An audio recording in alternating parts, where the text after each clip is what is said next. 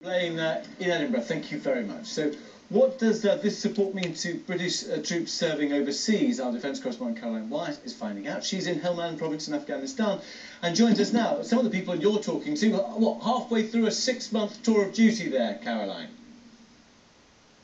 That's right, there are many people out here, almost 10,000 out on the ground in Helmand province and some others in Kabul. It is an incredibly hot summer tour. A lot of people out on the ground. It's a normal working day for them over here. But I've got some people with me who might be slightly unexpected because they're from the Royal Navy, but rather a long way from the sea. You're all linguists, specialists of different kinds. Let me ask you first, Derek, you're also a reservist. What on earth makes you volunteer to come out here? Well, I've been a reservist for 11 years now, and it was more than time for me to actually pay my little bit back to society and do my tour and do my bit for Queen and Country. Does it make a difference to know that people back in the UK are thinking about you today? Yeah, it does. Support from friends, family and everybody back in the UK is really important to us because obviously we're out here, we are literally, thousands of miles away from friends and family, and the more support we get, the better it is. And what about for you, James? You're normally a submariner, but you're also out in the heat, so not really your normal situation. Yes, of course, yeah. About 2 years ago, I decided a change was needed. I volunteered to undertake a language course at the Defence School of Languages.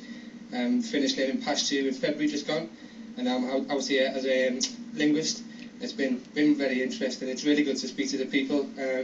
What I like as well is the reaction that we get from the locals, because they're quite amazed to see that somebody who isn't from Afghanistan can speak their language, so it's quite rewarding. Very good. What is their reaction to you? Do they realise you're also from the Navy? At first, no. Obviously, because this country's landlocked, a lot of them don't really know what a Navy is, so it's quite difficult to explain. One, I'm in the Navy, and when I have to say I work on submarines, then that's a whole new conversation.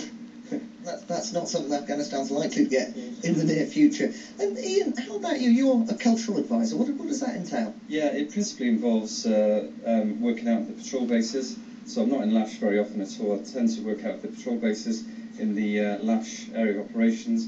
Going on patrol, on dismount patrols with the King's Royal Hussars, to whom I'm attached at the moment, chatting with village elders, locals, shopkeepers, in order to gain an insight into sort of what their feeling is regarding either the security situation or their needs to work with sort of the provincial reconstruction team and ways in which we can help them make their life better in order to improve their sort of situation in this particular area. Is it tough being away from family, from friends for this length of time? It is to an extent. It's just a different, I'm sure the other guys would agree with us, certainly in the Royal Navy it's nothing unusual being deployed, as I'm sure it's not for a lot of the Army lads as well. My last ship we were deployed for 7 months, so it's just a different environment and a lot hotter than what we used to. And what about for you? How do your family take you coming out and volunteering for this? I think, in honesty, it's actually, in ways, it's in some ways it's a bit easier than being on a submarine, because when you're deployed on a submarine there's no contact whatsoever, there's no emails, there's nothing. So at least out here I have the luxury of being able to, phone my wife Claire, speak to my daughter Tilly and my family, so in that respect it's quite good. But at the same time, obviously, they do worry, and especially my mother, she panics and worries a lot, so we have to reassure her a lot that I'm fine and it's going okay and stuff.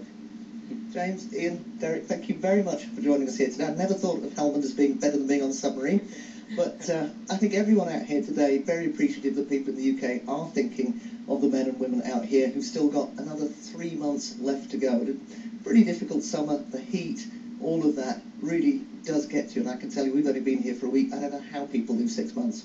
All right, okay, Caroline, thank you very much.